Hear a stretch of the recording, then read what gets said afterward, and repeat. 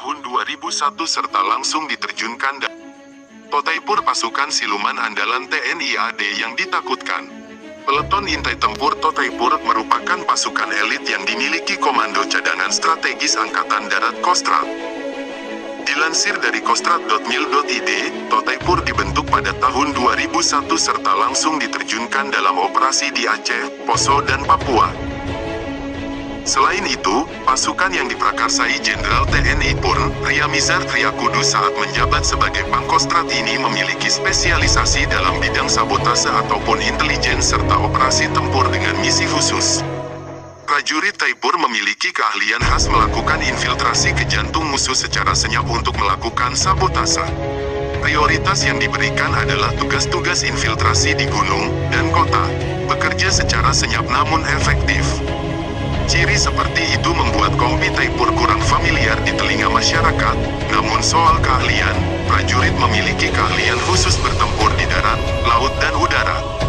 Untuk bisa menjadi prajurit Taipur ini harus menjalani pelatihan yang sangat berat dan berjenjang.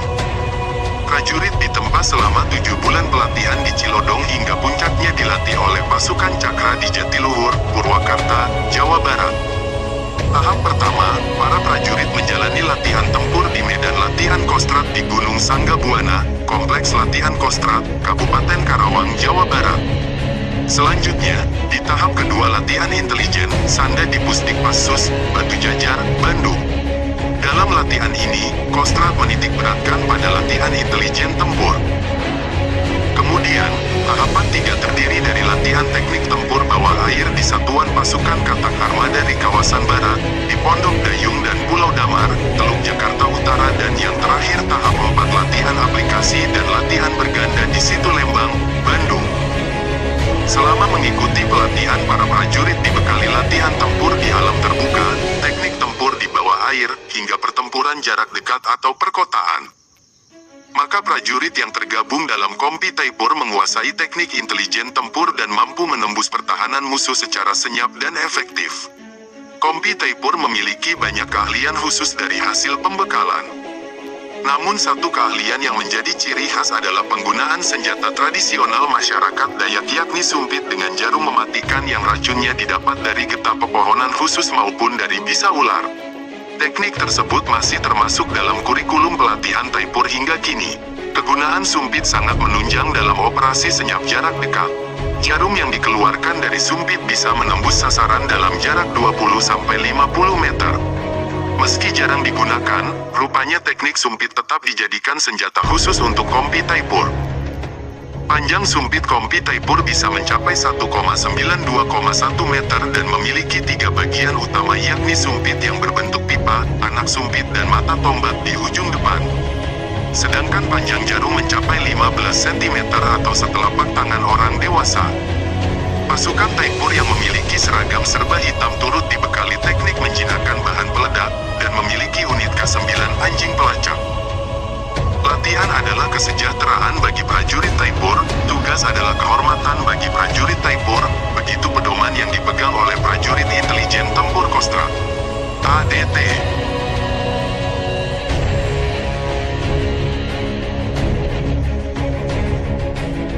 Letnan Jenderal Edi Rahmayadi memeriksa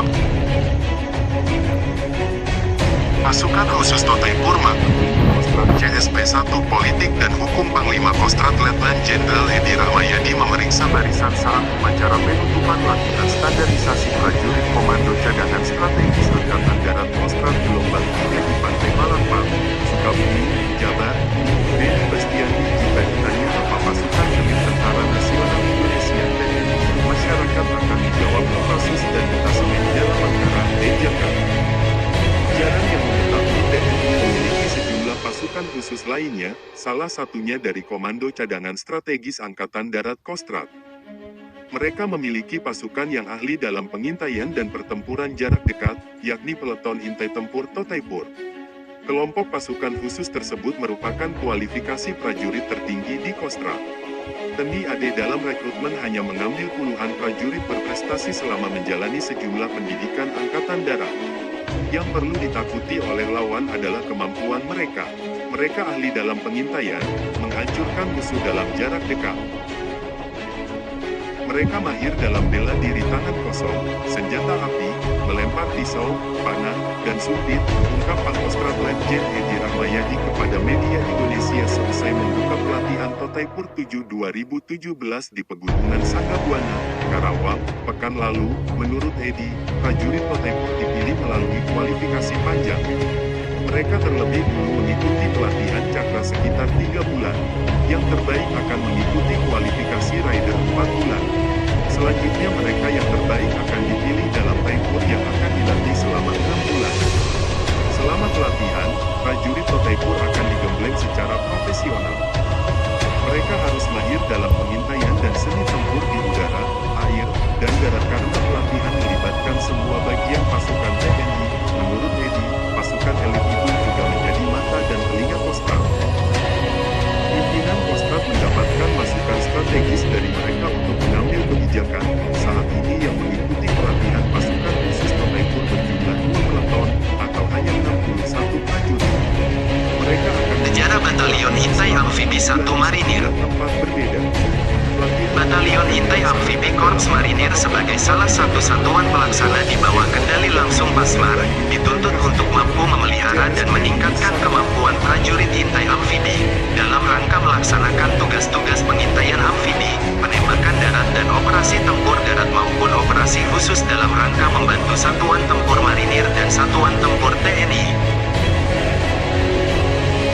Batalion Intai Amfibi Korps Marinir adalah satuan pelaksana yang setara dengan Komando Pelaksana Korps Marinir, di bawah Komando Pasmar yang memiliki tugas pokok dan menyediakan kekuatan, serta kemampuan unsur-unsur Intai Amfibi, guna pelaksanaan tugas-tugas operasi khusus, dalam rangka pelaksanaan operasi pemasaran amfibi, operasi oleh satuan TNI AL dan atau tugas-tugas operasi Hankam lainnya. Lahirnya pasukan Intai Amfibi pada tanggal 13 Maret tahun 1961, berdasarkan surat keputusan Komandan KKO AL nomor 47 KPKKO 1961 tanggal 13 Maret tahun 1961 tentang